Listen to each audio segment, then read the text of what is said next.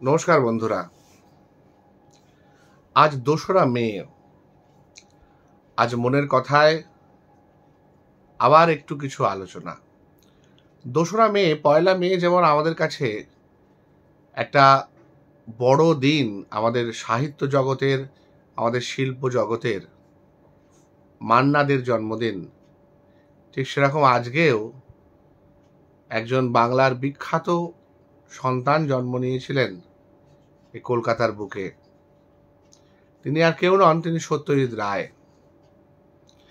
একজন মানুষ যিনি একাধারে লেখক, সাহিত্যিক, খুব সুন্দর ছবি আঁকতেন, আর সিনেমা পরিচালনা তো ওনাকে সারা পৃথিবীর কাছে, যাদের বলা যায় বাংলাকে সারা পৃথিবীর কাছে উনি পৌঁছে দিয়েছিলেন।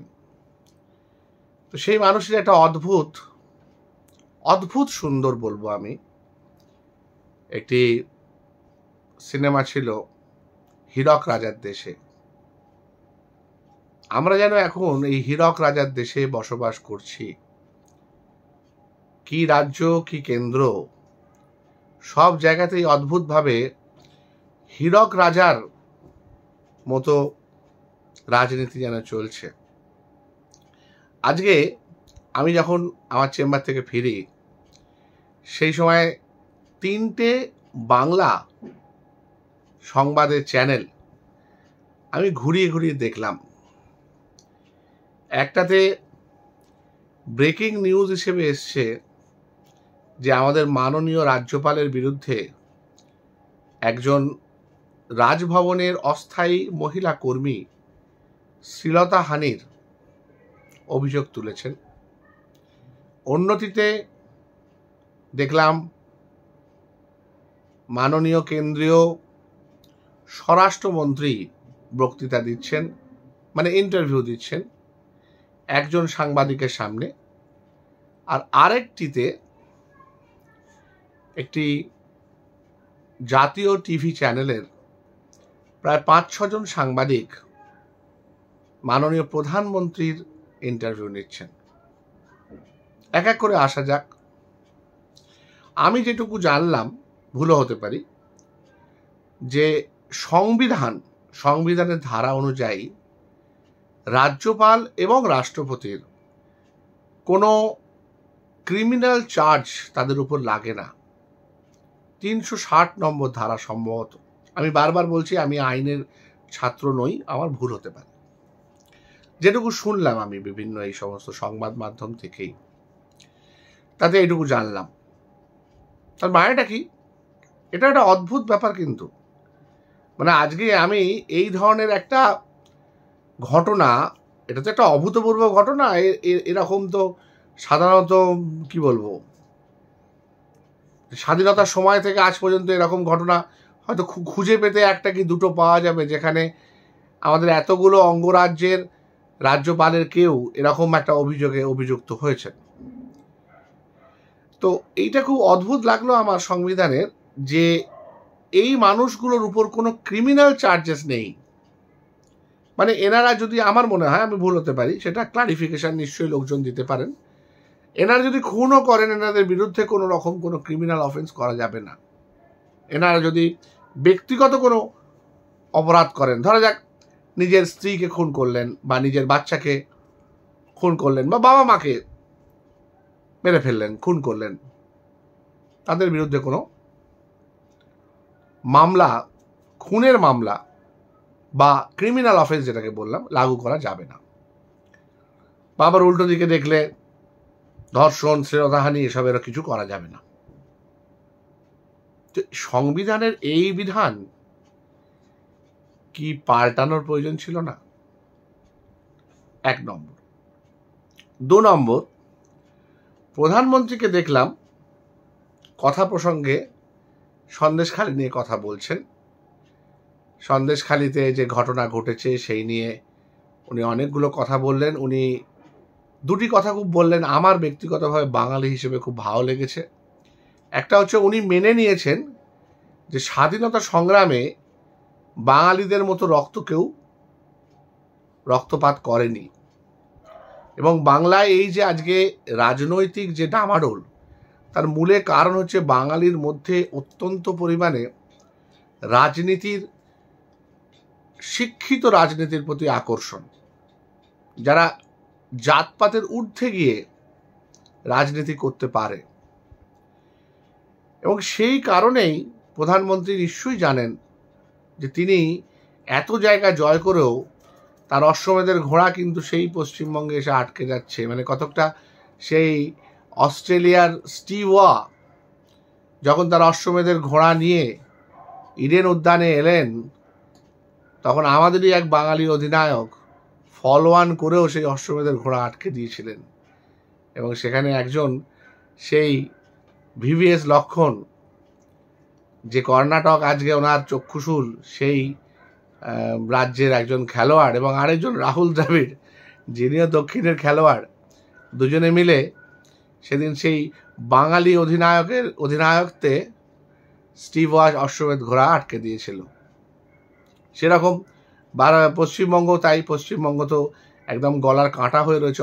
অদ্ভুত ব্যাপার দেখুন, 18 জন এমপি নিয়ে তো 2019-এ কেন্দ্র সরকারে যাওয়া হয়েছিল, মাত্র দুজনকে দুটো পূর্ণমন্ত্রীও নয় উপমন্ত্রী করা হলো। এবং এমন দুজনকে করা হলো যাদের কন্ট্রিবিউশন অন্তত আমি আজ পর্যন্ত জেনে উঠতে পারিনি যে ওনারা ওই তাদের বিভিন্ন দপ্তরে উপমন্ত্রী হয়ে কি কি করেছেন পশ্চিমবঙ্গের জন্য বা ভারতের জন্য ওভারঅল। ওনারা তো সারা ভারতের মন্ত্রী। হ্যাঁ, স্বার্থপরের মতো আমি পশ্চিমবঙ্গবাসী হিসেবে নিশ্চয়ই চাইব উনি পশ্চিমবঙ্গবাসী হিসেবে করুন। বাকি সাংসদদের কি হলো, কে কিরকম কাজ করেছে দেখুন। সবাই দেখবেন যে বেশিরভাগই তারা নিজেদের এলাকায় কাজ করেছেন। রাজ্য স্তর থেকে তারা কেন্দ্র স্তরে বেরোতে পারেননি, বলা যায় এলাকা স্তরের বাইরে বেরোতে পারেননি।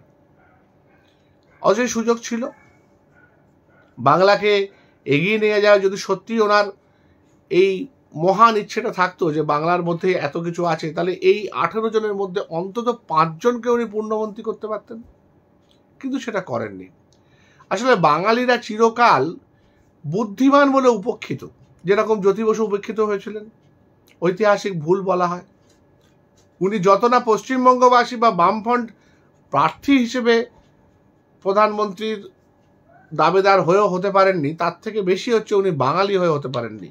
ঠিক যে ঘটনাটা ঘটেছিল প্রণব মুখোপাধ্যায়ের সাথে। প্রণব মুখার্জি প্রধানমন্ত্রী হতে হতে রাষ্ট্রপতি হয়ে গেলেন, হলো কিন্তু সেই একজন উত্তর ভারতীয়। এটা হচ্ছে একটা অদ্ভুত লবি সিস্টেম। আমরা যখন দিল্লিতে থাকতাম দেখতাম যে অদ্ভুত লবি আছে, এবং সেই লবির পিছনে ছুটছে সমস্ত রাজ্য। আমরা কিন্তু সবাই ভারতবাসী, কিন্তু তার মধ্যেও সমস্ত রাজ্যের মধ্যে এরকম ভাঙা ভাঙা আছে। প্রধানমন্ত্রী আরেকটি কথা বললেন, অদ্ভুতভাবে তাকে প্রশ্ন করা হয়েছিল। প্রশ্নগুলো ধাঁচ দেখে মনে হচ্ছিল প্রশ্নগুলো বোধহয় আগে থাকতে হয় প্রধানমন্ত্রী নিজে ঠিক করে দিয়েছেন ওদের, না হলে ওনারা ঠিক করে ওনাকে বলেছেন, উনি ঝালিয়ে দিয়েছেন। এবং সে স্বাভাবিক, কারণ যে মানুষটা 10 বছর ধরে একটা স্ট্যান্ডার্ড ইন্টারভিউ বা যেটাকে বলে প্রেস কনফারেন্স, যেটা কোনোদিন করেননি, দেশেও করেননি বিদেশেও করেননি, সেই মানুষটা হঠাৎ করে আজকে চ্যানেলের লোকজনকে ডেকে ইন্টারভিউ দিচ্ছেন। মানে বুঝতে হবে যে উনি নিজেও বুঝতে পেরেছেন যে উনি মানুষের সাথে কথা বলেন না, এটা খুব চোখে লেগে যাচ্ছে। আমরা একসময় দেখতাম নিউজ চ্যানেলে, প্রথম যখন রাজীব গান্ধী প্রধানমন্ত্রী হলেন, প্রথম সাংবাদিক সম্মেলন, তারপর যখন নরসিমহা রাও হলেন সেরকম, তখন আইকে গুজরাল হলেন ওরকম, যখন এইচ.ডি. দেবগৌড়া হলেন তখন ওরকম, যখন ভিপি সিং হলেন তখন ওরকম। আমাদের বিভিন্ন সংবাদ মাধ্যমগুলোতে, তখন তো এরকম 24 ঘন্টার নিউজ চ্যানেল হয়নি, সংবাদ মাধ্যমগুলোতে এগুলো দেখা যেত। কিন্তু সেখানে অদ্ভুতভাবে আপনি কোনোদিন দেখতে পাননি এই 10 বছরে যে প্রধানমন্ত্রীর প্রেস রিলিজ। প্রধানমন্ত্রী হয়তো একবার ন্যাশনাল জিওগ্রাফিতে ঘুরে বেরিয়েছেন, হ্যাঁ, বিভিন্ন জায়গায় উনি গেছেন, বিদেশ অনেক অনেক দেশে ঘুরে তাদের বিদেশ নীতি করার চেষ্টা করেছেন, অনেক রকমভাবে ইকোনমিক ডেভেলপমেন্ট করার চেষ্টা করেছেন, সেগুলো উনি বললেন। কিন্তু উনি যেটা বললেন না সেটা হচ্ছে যে জিনিসগুলো আপত্তিজনক সেইগুলো নিয়ে উনি কোনো কথা বলেননি।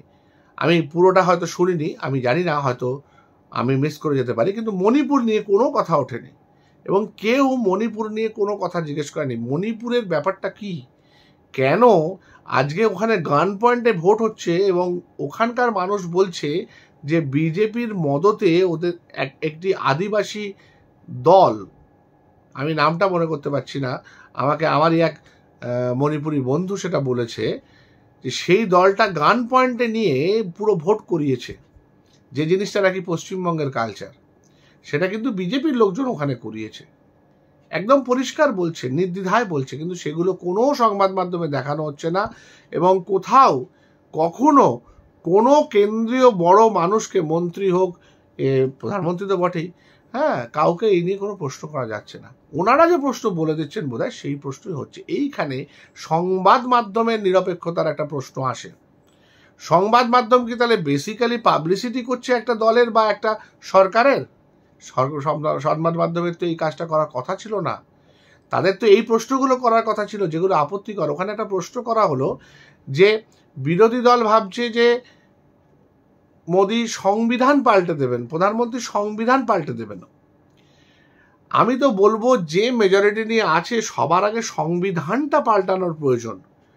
একটা 75 বছর আগেকার একটা সংবিধান, 70 বছর আগেকার একটা সংবিধান, সেই সংবিধান আজকের দিনে অচল, চলতে পারে না। তার হয়তো কিছু সেকশন, কিছু সেক্টর চলতে পারে, বাকিগুলোর মডিফিকেশন জরুরি। তার মধ্যে সবচেয়ে বেশি জরুরি বিচার ব্যবস্থার। আজকে 2021 থেকে, আমি অন্য কোনো উদাহরণ দিচ্ছি না, 2021 থেকে 2024 অবধি কেউ জানতে পারলো না যে ওই সিটটাতে বিরোধী দলনেতা, বর্তমান বিরোধী দলনেতা সত্যি সত্যিই জিতেছিলেন, না জিতেছিলেন আমাদের তখনকার বিদায়ী মুখ্যমন্ত্রী মমতা বন্দ্যোপাধ্যায়। কেউ জানতে পারলো না। এখনো পর্যন্ত সেই কেস চলছে। জানি না 26-এর একদম ইলেকশনের আগে ওটা ডিক্লেয়ার হবে কিনা, বা তারপর হয়তো ডিক্লেয়ার হবে না। 26-এর ইলেকশন হয়ে যাওয়ার পরও হয়তো ওই মামলা চলতে থাকবে।